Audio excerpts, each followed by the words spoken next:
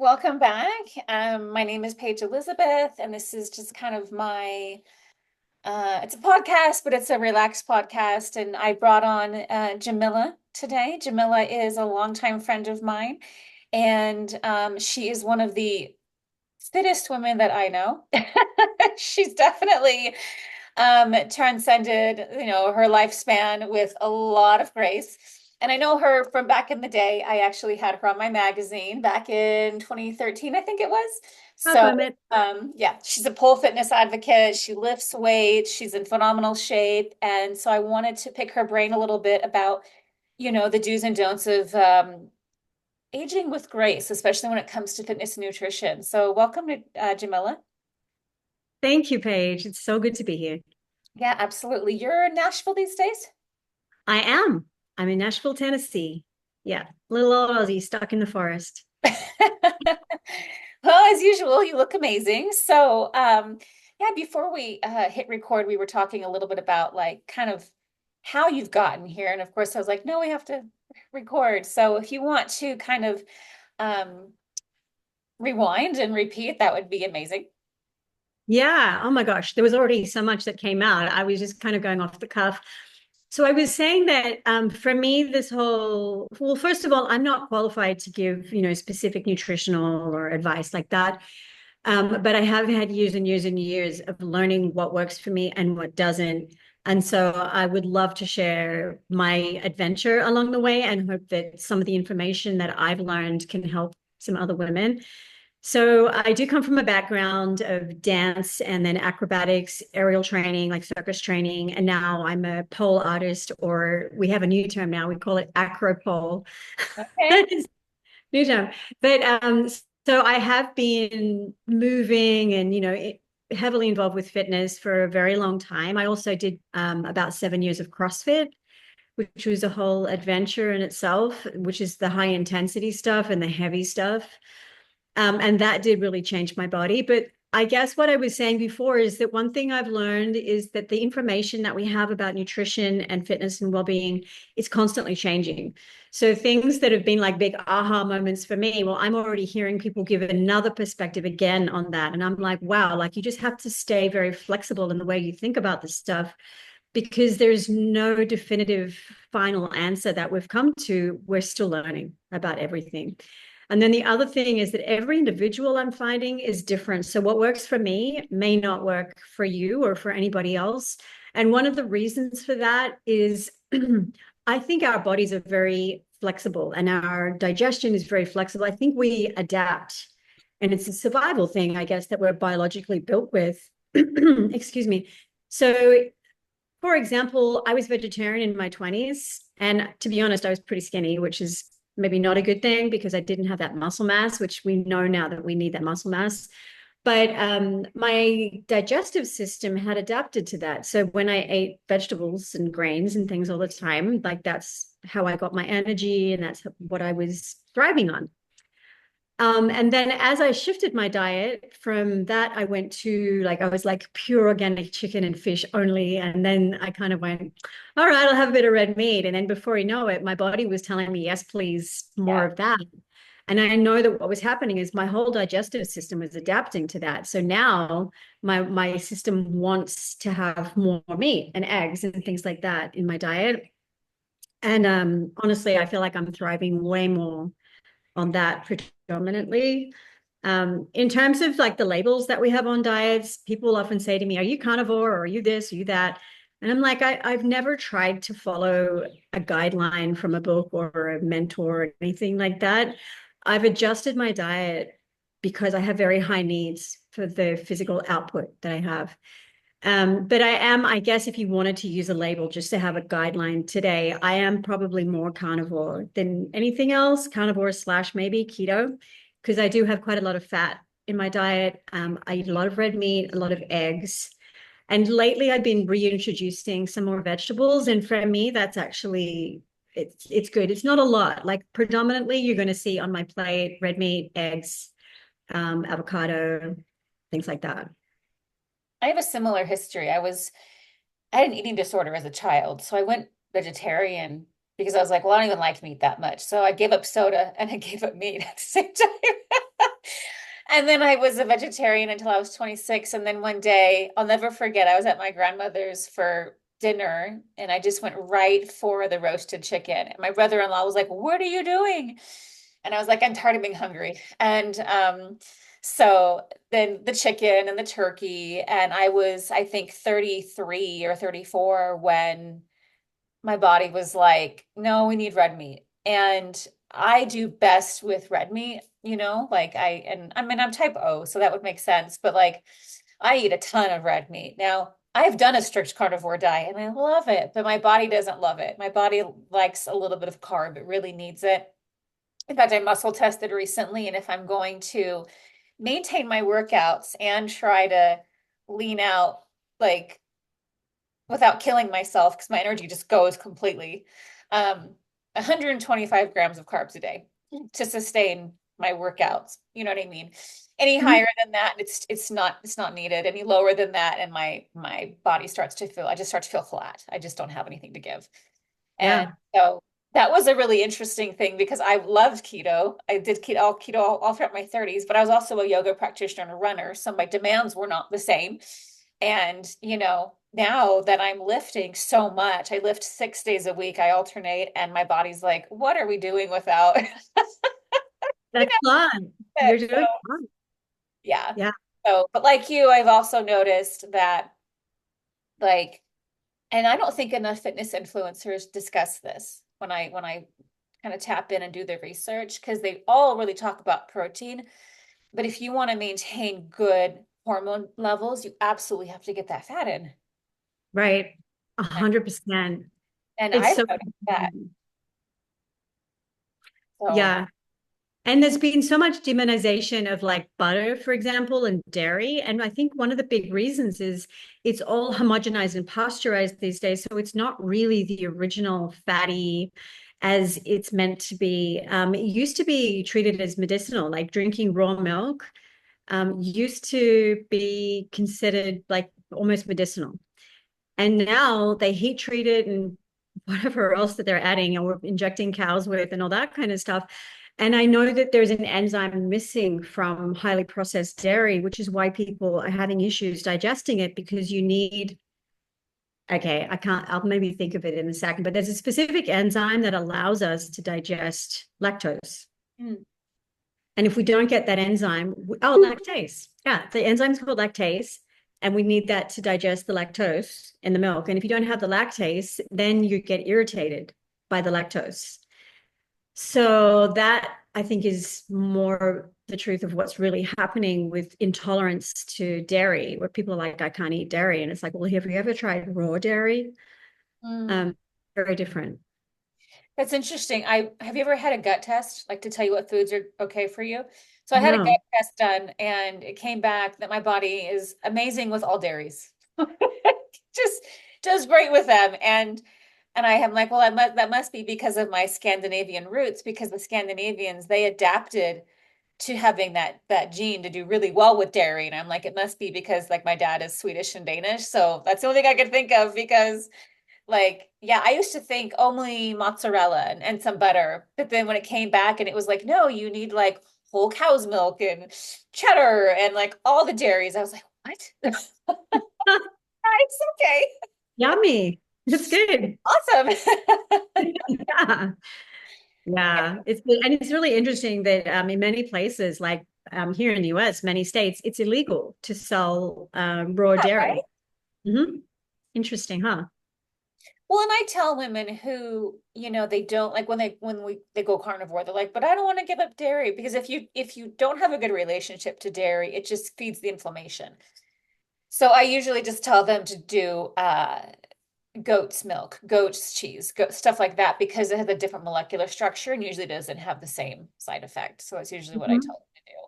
Yeah, yeah, for sure. It's a good option. It's hard to get. I've heard that if you really want to get raw dairy and there's laws and all that kind of stuff, there's sometimes loopholes or ways to get around it, including having it's called a cow share.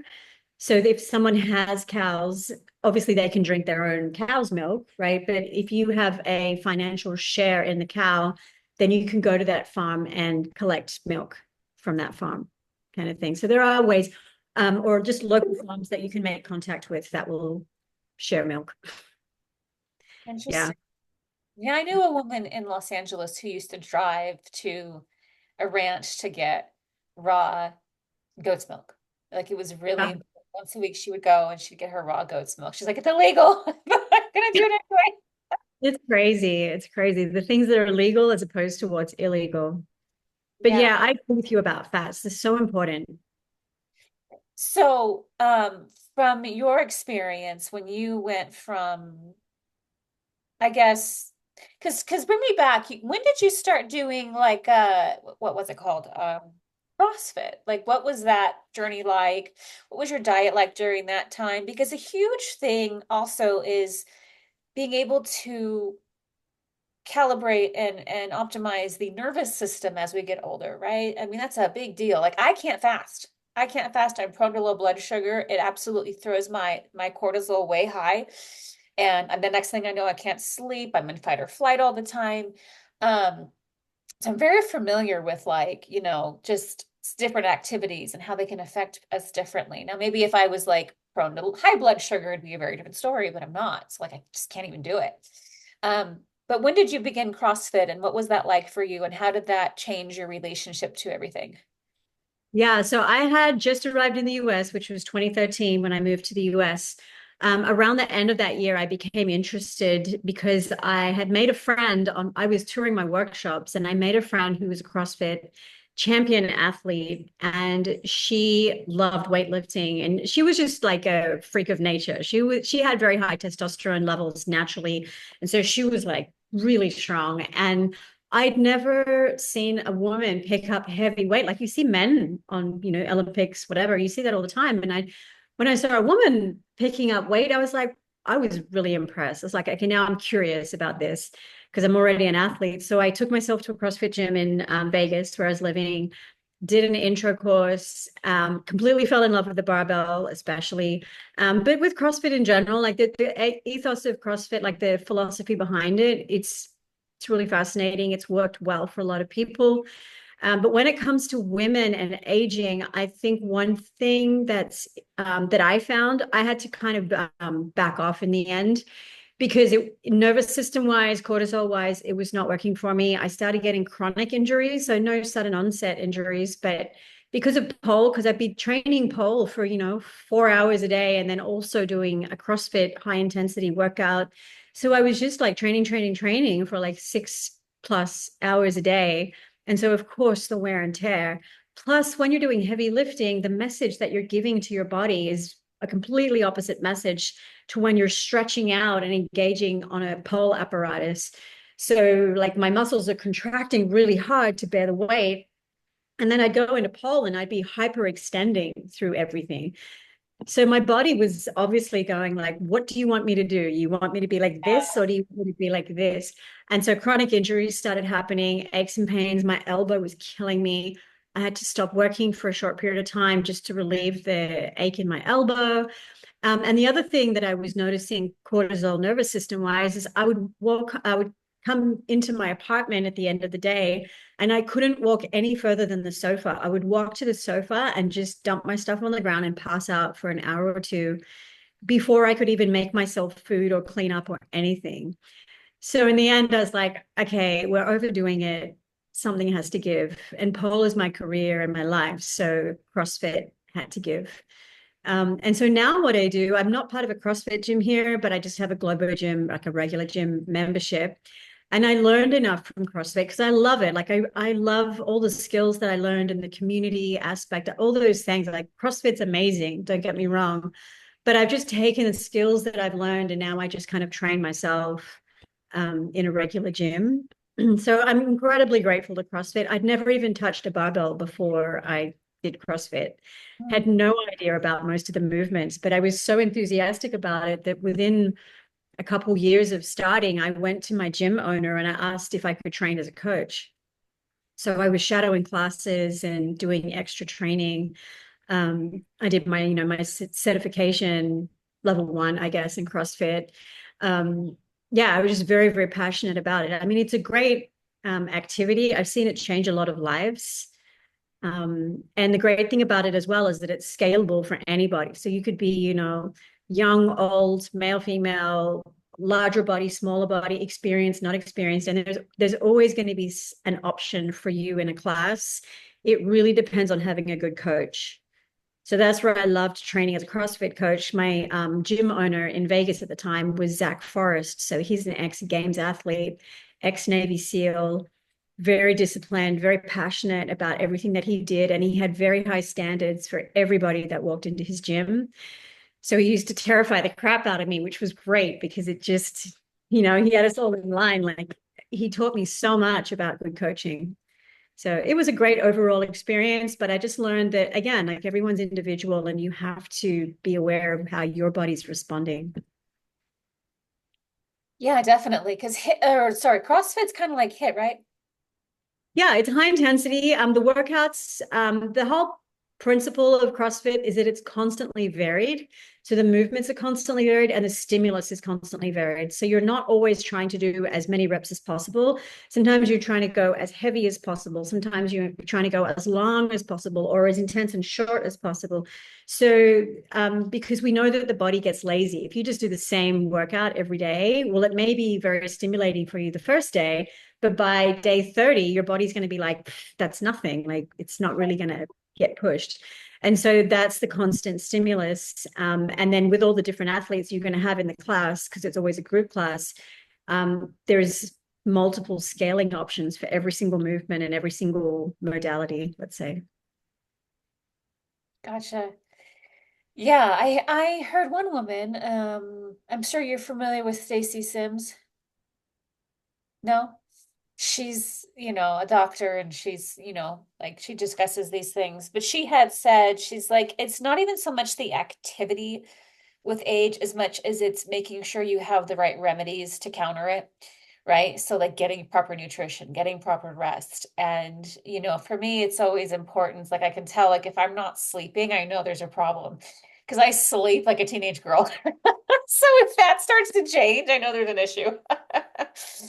Yes, And 100%. I sleep a lot too. yeah. And so that's one thing that I've kind of taken in because I feel like, as I've done my research, there's a lot of fear tactics like don't run, don't do HIIT, don't do this. Like it's too much for your cortisol. And I'm like, but if I really think about, for example, I like to work out at the end of the day because what I've noticed is that I've built up stress throughout the day. Like I've gone through some stuff and then it just feels good to get it out on the weights, right? If I start my day with weights, I just feel zapped for the rest of the day. I had nothing to give. I was just starting the day, like, and so I found that works for me. Then I get that stress out of my system, and then it works to recalibrate, and I sleep like a baby. You know what I mean? Um, but again, like if I try to work out early in the day, my body's like, we're just getting started. We got nothing. You know what I mean? It's to like take out on the weights. So it doesn't work as well. And so, yeah, listening to your body and figuring out what I think is appropriate. And like I've been a runner since I was 16, so I'm not afraid of running. My body is great with running. It's not like it's like overwhelming to my system. I have experimented a little bit with sprints, and those just feel like torture, but I think it's a lot to do with what you're used to. Like that's what it sounds like. Your body's like, yeah, I know this running thing. I know how to pace it. I know how to deal with it. Whereas something that's foreign to you is going to be more of a shock to the system.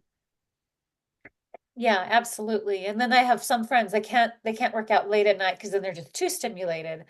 And that was more the case when I was younger. Like if I worked out late at night, I'd be up all night, but that's not really the case now. Like my body's happy to get that out of the system. And when you think about animals, right? Like when animals get into a fight and then they like shake off their their stress, like there's a reason they're doing that. They're getting it out of their system on purpose. And I find that,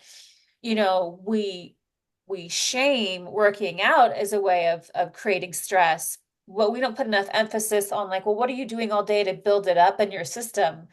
Because if it builds up in the system and it doesn't come out, then that's terrible for the body. So it's really important to get that out of the system. And that really helps, in my experience, to recalibrate the nervous system so you're not stuck in sympathetic dominance, but you kind of go back into parasympathetic state. So 100%. That's where all the healing and recovery happens. So yeah. yeah, and then just like the nutrition part, which has been such an experiment. And like recently I was like, okay, I'm just gonna go 100% carnivore again, because I really enjoy carnivore, but my body, like after 10 days, I was like, I still just feel like I got nothing. And the other struggle I have on carnivores, I have no appetite. So like I am not eating enough. I know that because I just don't have the appetite. And I thought, is it a caloric thing? Did I just go too low in calories? And then um yesterday I was like, well, let's see what happens if I have, some carbs. And like my brain and body turned back on. And I was like, I I don't get it, but okay. That's when I muscle tested. And I was like, what do I need carb wise? Like, is it a caloric thing or is it a carb thing? And it really just turned out it was a carb thing, not so much a caloric thing. Like, like I can go lower on calories if I'm trying to lean out, but like there has to be more of those carbs if I'm going to do it otherwise. Yeah. That's what your body's asking for. So Yeah. And so I find it interesting. Like if you are able to go pretty much carnivore, how is your energy level? I do great. I have the same thing as you where I don't have a huge appetite. And so I mean, I'm so used to it. I eat like literally I eat either 5 eggs or the equivalent for breakfast because every egg is around 6 grams of protein and you need a minimum of 30 grams to kick off the muscle protein synthesis. Like it's a threshold amount that your body needs per meal. So I used to do always 5 eggs. And now I'm like, well, I have some pre-cooked meat from last night. So I'll add, have a little bit of meat and then maybe 3 eggs, something like that. Like that's my breakfast every day without fail. And then for dinner, like I'm usually like a 2 meal a day person with maybe a little snack in between. But yeah, dinner is going to be red meat. And I like eating beets on the side these days. Like I love beets, sweet beets, maybe some cheese. And my energy levels are great. I sleep really, I need a lot of sleep, let's say, like you. So if I go to sleep late, I'm going to wake up late.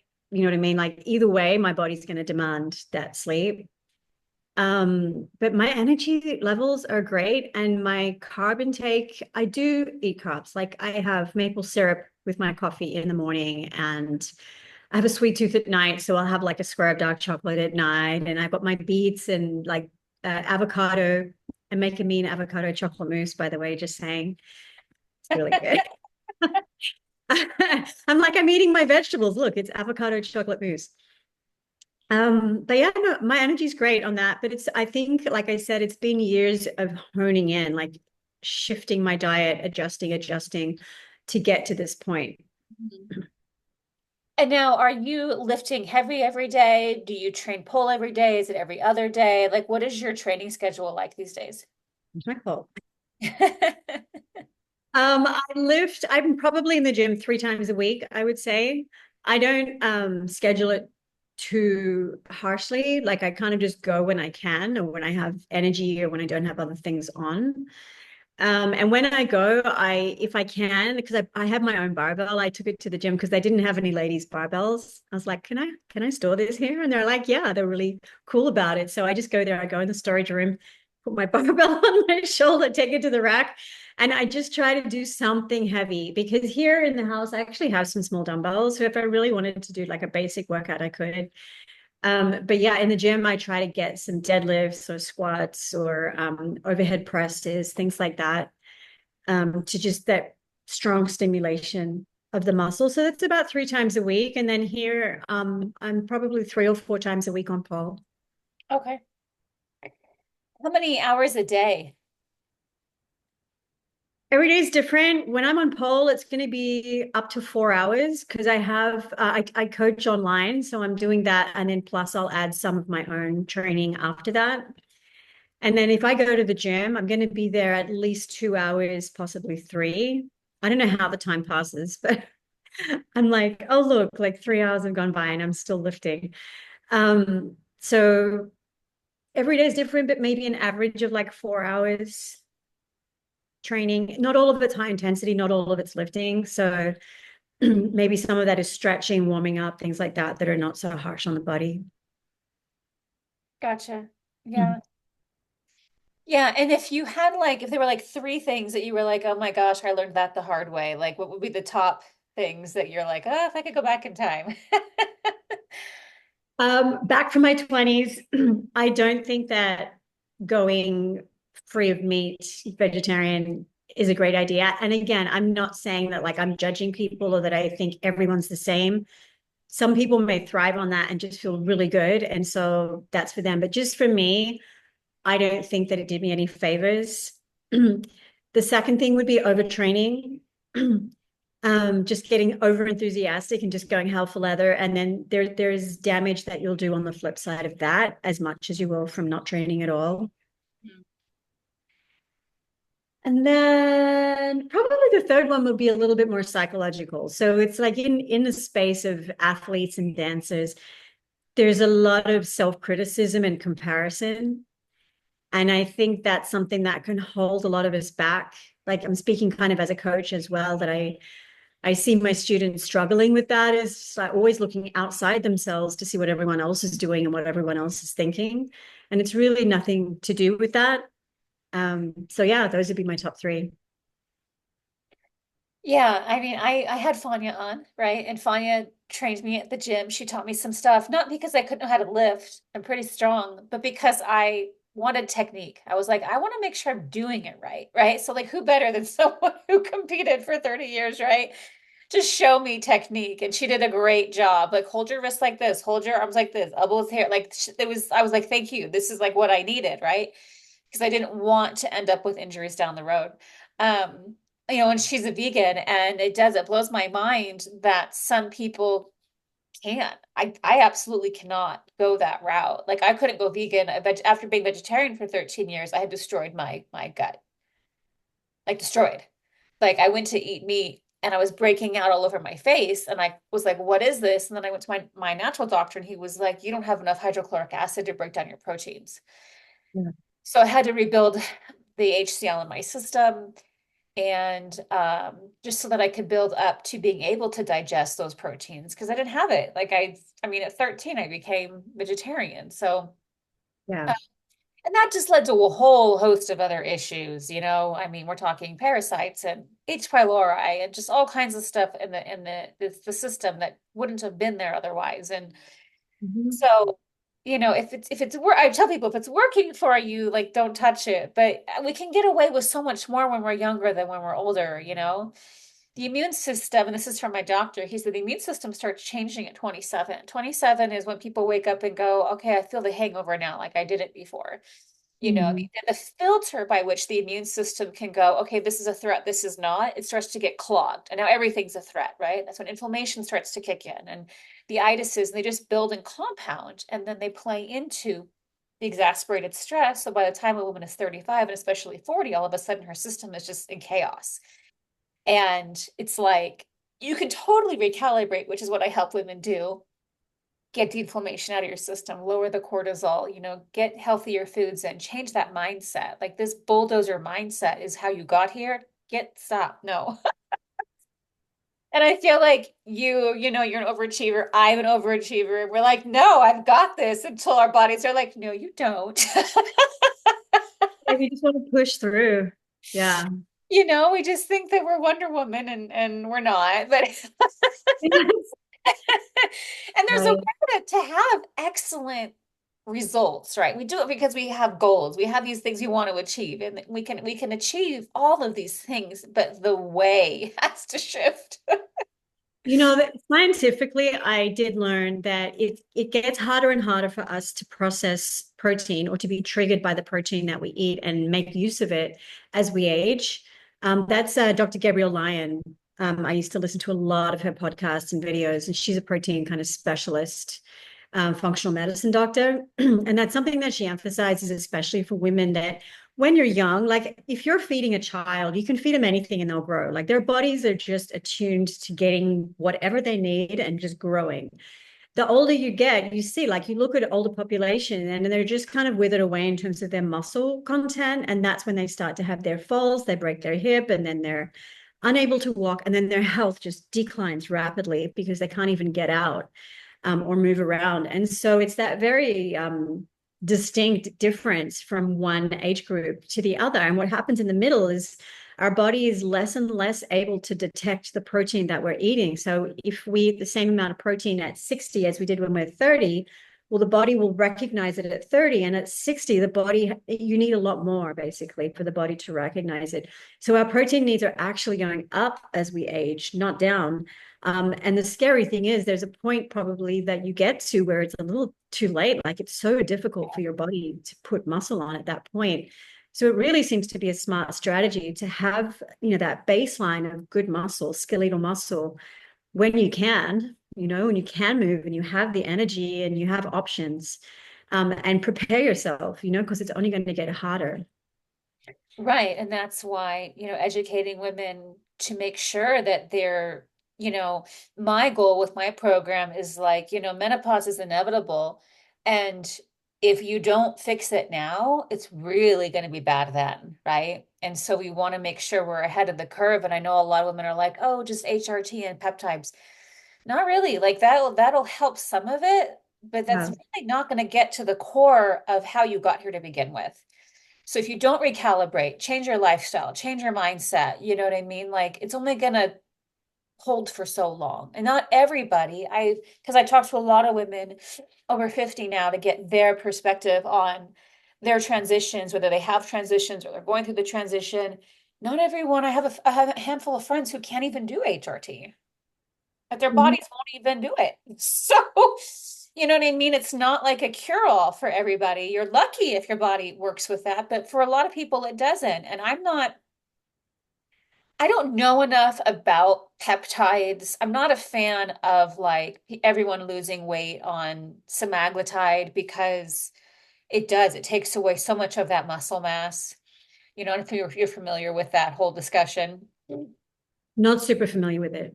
The Ozempic, Wegovy, like Oh, yeah. yeah, like people using that to try to lose weight, you know what I mean? But like you said, then they don't have that skeletal muscle mass and they set themselves up for other issues, right? And I've always say when I come across a video that tries to advocate for it, I'm like, no, carnivore instead, because carnivore will give you what you need. Yeah. And literally like a carnivore diet will do everything that like Ozempic will do, but you'll maintain your muscle mass and you won't, have to worry about the side effects. Like just go Oh my carnivore. God. It's so much better. I have so much to say about that. And again, I'm not trained. I'm not a medical doctor. But I've just heard so much, and I am very passionate about it because, we live in this modern world where we're given all these band-aids, which is great. Like we have options and we can go to external sources to get these like drugs and things that we can add to ourselves. But in the end, if you don't like exactly what you're saying, if you don't have that foundation, that the bottom layer is sorted out, you can put whatever you want on top and it's all going to crumble. Like it's not going to work for you. The last resort you want to go to, like pharmaceuticals have their place, but it's not a first resort. That's the last resort because there's no pharmaceutical that's actually designed to cure anything. They're all designed to deal with symptoms. And as you say, if you're taking away skeletal muscle and you call that losing weight, that's like the worst way that you could possibly lose weight because skeletal muscle is responsible for multiple processes in the body. It's not just like an aesthetic, like, oh, it looks good or whatever. It's responsible for glucose metabolism. It's fat metabolism happens there as well. When we contract our muscles, it releases myokines, which are like hormones that are anti-inflammatory that get flooded throughout the body. So there's so many benefits in skeletal muscle apart from just the way it looks. And if you start damaging that foundational layer of your body, that with all of those things going on, you're going to set yourself up for so many health issues. And then what are you going to do? Go for more pharmaceuticals on top of that, when all these other health issues happen.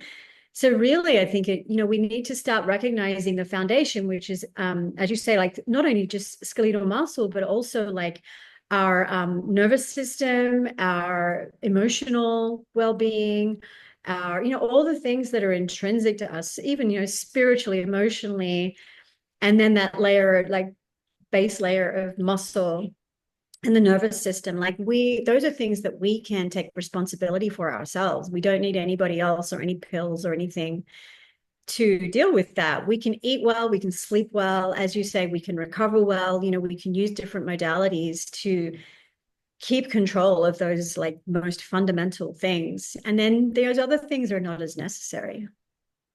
Yeah, I mean, I'm just blown away. Like when you go keto, and I went keto just because I was doing basically contortion type yoga and I liked the anti-inflammatory effects of it. Um, keeping the insulin levels down, because insulin correlates to inflammation. And so I was just like, okay, this is good for me. I can go to extremes with my body. Um, so I was very familiar with the conversations in that community. But what blew my mind is building muscle mass and how that alone will keep, like, I will go into ketosis in 12 hours now because I have more muscle mass. Like, it's in, and now I tell women, I'm like, if you really want to enjoy your chocolate, build muscle. Like, you don't have to give it up. You don't have to, because there's so many caveats. Like, well, you can do metformin, or you can do the peptides, or you can do, and it's like, why would you do that when you could literally just build a beautiful muscle and then you're like, it's like having your cake and eating it too.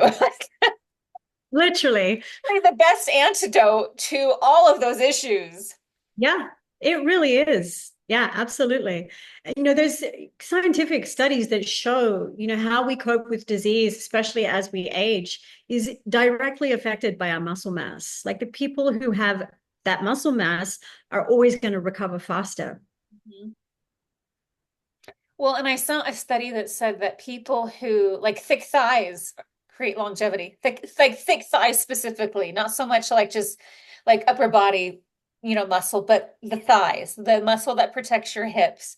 That Mhm. is going to be what creates longevity. And then the other one was high cholesterol. If you have high cholesterol, you also, which of course we've been taught that's bad, but apparently high cholesterol will help us live a long time too. So, Of course, like our brain is made of cholesterol and our myelin sheaths in our nerves are made of cholesterol. And it's responsible for our hormones being regulated. That's a big one I've been looking into because I have a family member who's been told to go on statins. And I've been feeding them all of this information. Like you have to know the dangers, like dementia, Alzheimer's disease can easily be triggered by low cholesterol. Oh I my God. finally, yeah, my dad finally went off them, but I remember, and this is before I knew anything about statins, but just my intuition. I was like, Dad, I don't want you on that. I don't want you on that. This is, 10, 15 years ago. And now he has neuropathy, and we don't know. His blood sugar is fine, but we're like, it must be the statins that set it off because statins will cause that. And now he's got to live with neuropathy and this horrible pain in his feet. He's off him now, like I said, but it's just like, don't do it. It's definitely not worth it. No, it can be devastating. That's crazy. And that's one of the most widely used drugs in the world. Well, and one thing that a lot of people just do not understand, and I learned this when I started to shift my diet to a more anti-inflammatory one, is that clogged arteries aren't because of the fat, it's because of the inflammation. Like if the artery is inflamed, things get stuck. So it's not an issue of fat. It's really an issue more of like I said, insulin, sugars, things like that. That has to come down, not Mhm. your fat. Your fat needs to be there, but it's going to get sticky if it can't move through the artery appropriately. Right. The other one is seed oils that's creating that inflammation, which is, to go to that whole vegetarian thing, like that's the vegetarians are all using so many seed oils. It's one thing that bothers me with that. Yeah, I know a lot of people are like, oh, eat nuts and avocado. And I'm so bad about getting avocado. Like, I'll get it. And then I'm like, you're already ruined. Like I'm just so bad about eating it in time. Yeah, you got to be fast. Yeah. I have walnuts and I'll do a handful of walnuts I love. But really, for me, I just like eating animal fat. Like Yeah. It's everything butter, tallow, lard. Like I'll save the fat after I've, made some ground beef. Like I made like a thing yesterday. I like to do chopped up zucchini with ground beef with onion, and then I'll actually put what's it called? Not whole milk, heavy cream oh over it. yeah. with Hmm. goat cheese, and it is just so Um, delicious. that It's sounds so great. good. Yeah, I'm yeah. Carnivore. It's and it cooks and it's so good. That heavy cream just mixes in with that animal fat, and it just so good. I mean, you look back at generations before us and what they prized in their food, like when you had rationing and the world wars going on and so on. And it was exactly what you're talking about right now. It's the lard and the fats, the dripping, the all the animal foods. Yeah. They Well, even said that they believe human skulls, the brain, sorry, suddenly grew bigger. Like we're talking about like early history of human beings when we started eating animal fat because we got the right tools to kill animals instead of having to forage for, food in the ground. That's what they believe is the time when human brains suddenly expanded. interesting. Mm-hmm. Yeah, that makes sense. Yeah, it's I feel like we're just constantly being fed lies just to feed into, um, Business. like the fact that I don't know if you saw this, but there's and I didn't remember the company, but they are trying to override the effects of peptides so that people will crave crappy food anyway. And Oh, it's just like it's mind-boggling. Like what goes into processed food to keep people addicted, like yeah. and It's I the comfort and convenience. We're so privileged. well, and there's so like I said, I've had parasites and being vegetarian was just not good for my body. Um, I also developed an H. pylori infection for I don't even know 15 years, 20 years, didn't even know. I had just kind of gotten myself used to eating less at a time because if I ate a whole meal, I would just feel so awful. So I was like, okay. And then I end up eating a lot cleaner because that would not aggravate the H. pylori as much. But I didn't know I had H. pylori, and that can cause like a low grade, like it's like a not low grade, what do I want to say? Like something underneath the surface that's driving high cortisol and chronic inflammation and stuff like that. And the only time I wouldn't have symptoms was when I was carnivore, because when you go carnivore, if you go long enough, just straight carnivore, you actually can eradicate it. I've never been able to go straight carnivore for longer than a month because I just lose my appetite and I become so thin that I'm like, okay, enough. But yeah, Mhm. apparently that will get rid of the H. pylori, but I didn't know I had it. And it's crazy because now that I've gotten rid of it, I'm constant with my natural doctor having to recalibrate. We had to do a whole neurotransmitters thing, a whole hormones thing, because now that like that volume's been brought down, the rest of my body, it's like, well, okay, how do we adjust to this? We had it for 20 years. It's just mind-boggling, And I think there's so much of that going on too that people just don't realize. And like me, you're like, oh, I guess this is just normal. No, it's not normal. Like the indigestion was cardiac sphincter constantly blowing open. That's what that was, that pain. So, anyway, Wow.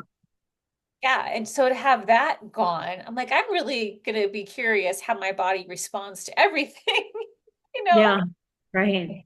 Like my insulin sensitivity is more heightened now that I've gotten rid of the H. pylori. Like so many things have just kind of recalibrated differently, and it's mind-boggling. Interesting. Yeah. There's so many environmental toxins and things that are affecting us now because of this modern world that we live in that it is just such a complicated mess to get to the bottom of everything that's going on. Yeah. Yeah, definitely. So I've asked you the three worst things you thought maybe wouldn't have done. And what are the three biggest changes that you live by these days? Um, I mean, I'm living in Nashville now, and I wish I could show you out the door, but I don't want to do the whole thing of moving the camera. But out the back of my house, directly right there is the woods. And right now I'm looking at a squirrel in a bird feeder that I put in the tree. And that for me, that's part of my like cortisol down therapy, like just simple things in life, like breathing deep, taking a walk, enjoying nature. I've become like deeper in my faith. That's been a big thing for me as well. Just from being here, like I'm kind of surrounded by more of that. So that's helped me a lot because I've realized over the years that maybe like you, like because I'm an athlete and I'm always like pushing, that my cortisol levels have probably been way too high for way too long. Like I've been running on like go, go, go for so long, it just becomes normal. And so it's so good for my whole system just to consciously take time in every day, just to like be quiet, walk, breathe, smile, just be happy for grateful for the things that I have here. So that's been a huge positive. Um, I guess like my journey with food has been maybe a little bit like yours in that when I was a teenager, I had an eating disorder. I'm writing a book right now, actually. I'm gonna like talk about that finally because I've talked I'm not afraid of talking about it, but I just don't bring it up a whole lot. But it's definitely been a big part of my journey of coming from a completely dysfunctional, very not loving place and then letting myself go on this whole adventure through my life and just learning what's good and changing my whole perspective from punishing myself, you know, which is what we do when we have disorders like that, to loving myself and being grateful for what I have and giving to myself, you know. So like letting myself eat, like I'm not like I said, stuck on a diet. I'm just doing things that work for me, that feed me, that are good for me. And I'm sure that I'll keep changing my perspective on that and like, you know, shifting what I'm eating as I go, even from here on in. Um, Third thing, what am I learning? I think with the fitness thing as well, I'm just learning to find a balance. So, you know, I went through those years of high intensity CrossFit, like I have to like do more and find out how far I can push it and all that kind of stuff. And now I'm like, I want to be strong. I love the fact that I've built this muscle for so many years and I've built all these skills, these acrobatic skills and things that I do. And I want to keep going with that and I want to have longevity.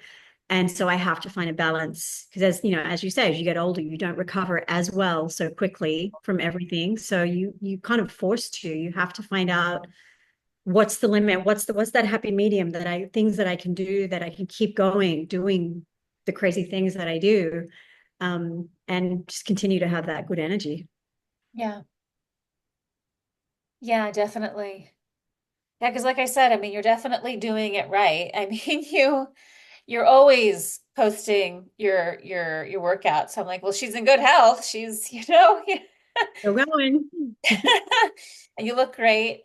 The one thing that I do miss, because as you know, I did pole and acrobatics too, not to the level that you did, but my Ashtanga practice was also very much like it's all pelvic floor. I mean, they call it bandas, but it's all pelvic floor. And that's the one Right. thing I do miss from like now that I'm lifting, I'm specifically going for muscle mass. And I love watching the transformation.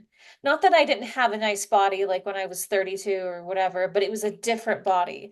My muscles, as you know, they were trained differently, right? And so it's nice to see that, but I miss the pelvic floor like activities. Like I can't figure out what to do to engage my pelvic floor and integrate that into my new training. That's like the one thing that I really miss. And I was going to Shine and well, I was going to the other place you had recommended, and then I started going to Shine. I wanted to connect with Dima again. But I have a bad right shoulder from all those years of Ashtanga and like subluxating my shoulder. And so it kept coming out. Like I'd pull and it would just sublux. And so that was the one thing I was doing to try to work my pelvic floor because climbing is so intense, but like my shoulder doesn't want to do it. Oh man, that's frustrating. Yeah, any of the gymnastic stuff requires pelvic floor. Like it's everything together working as one unit. So you should be engaging your pelvic floor to hold those positions. So yeah, anything gymnastic, I try to keep up with as much core stuff as I can, because it all has to work together.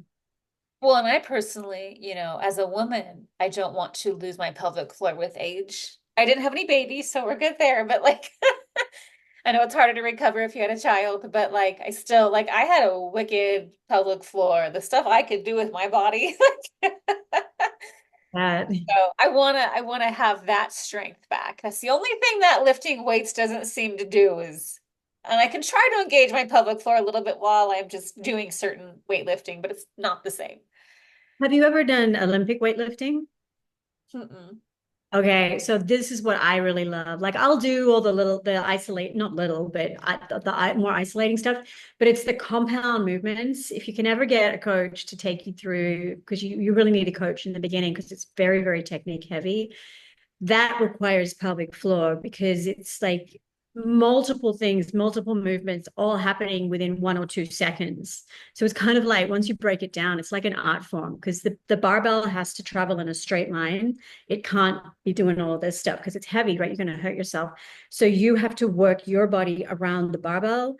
You have to have your rib cage down, pelvic floor. It's very useful if you're using your pelvic floor.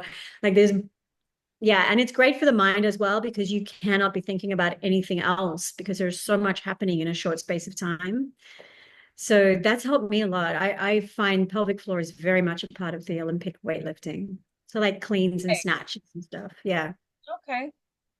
I'll look more into that. Yeah, because I definitely would like to. I have a coach for you. Are you in Vegas? Yeah. Okay, so Billy Bybee is his name, and he's a weightlifting athlete champion. Amazing coach. Like I still hear his voice in my head when I've got a heavy lift and I'm like scared of it and I'm like psyching myself up and I'm about to do it. I'll put Billy's voice in my head because he's just the most encouraging, um, technically proficient, incredible coach. And so I think it's called Vegas Barbell, something like that. Um, but yeah, if you look up Billy Bybee, Bybee, he would be an amazing coach to have. Okay, definitely. I'll look into that. Thank you. Yeah. Yeah, because I'm trying to, like I said, maintain that strength all around. And I've also noticed I used to have amazing abs, but like again, I'm not working my abs like I used to. I used to Uh, just do it with everything. Everything required my abs, and now nothing requires. Bodybuilding style lifting, like it's effective. Like obviously, like with bodybuilders, they look amazing, but the isolation, it's just not as, in my experience, it's not as beneficial as the compound weightlifting movements. They're just like if I want my body to like boom, like just tone up and look amazing in the shortest time as possible, carnivore diet, Olympic weightlifting. You can't beat it.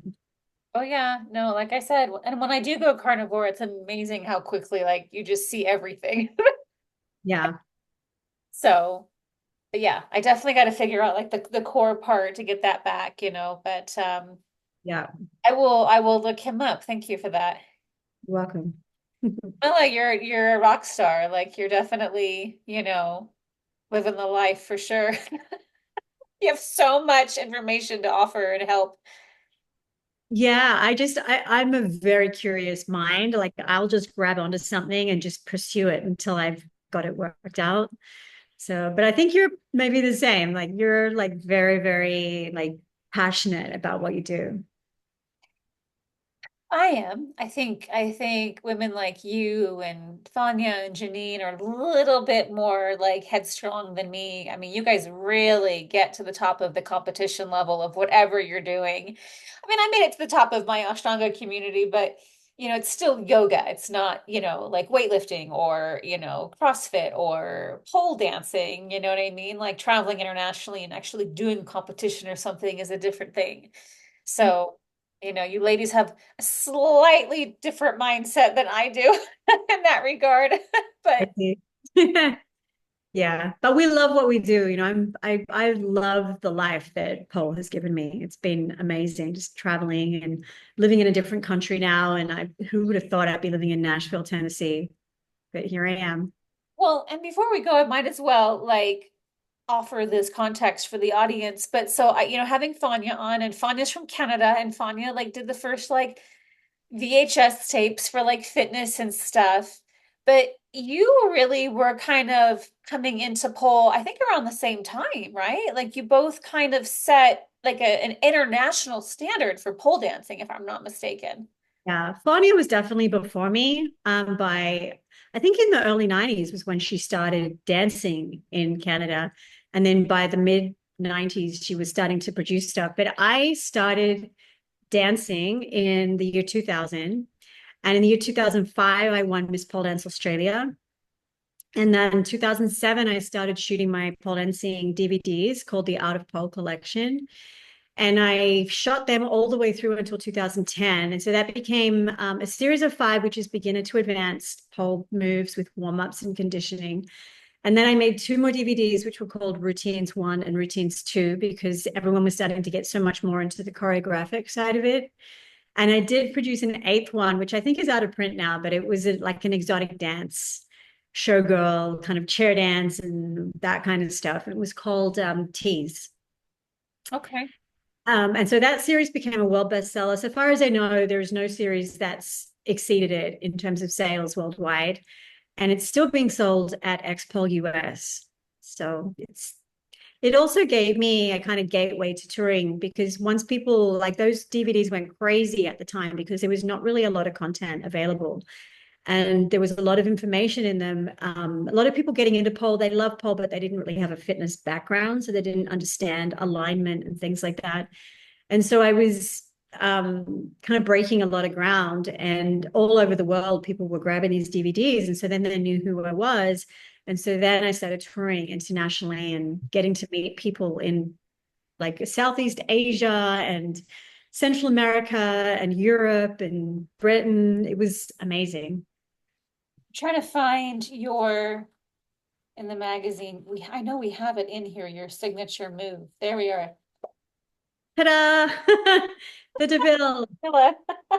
Uh, Your your photography, like when we did this issue, that was definitely my favorite. But I love Robert Clay. He's so great, but like he just made it look so artistic and so high fashion. I loved that issue.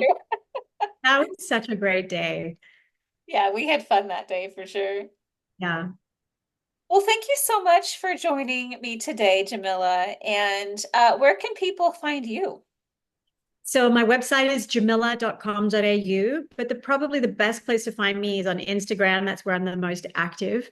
So it's just at Jamila, Jamilla, on Instagram. I am on Facebook as well, so you can find me under Jamila Deville on Facebook. Yep. Perfect. Awesome. Well, I appreciate it, my dear, and until next time. Until next time, it's been wonderful catching up with you. For sure. Ciao. Bye.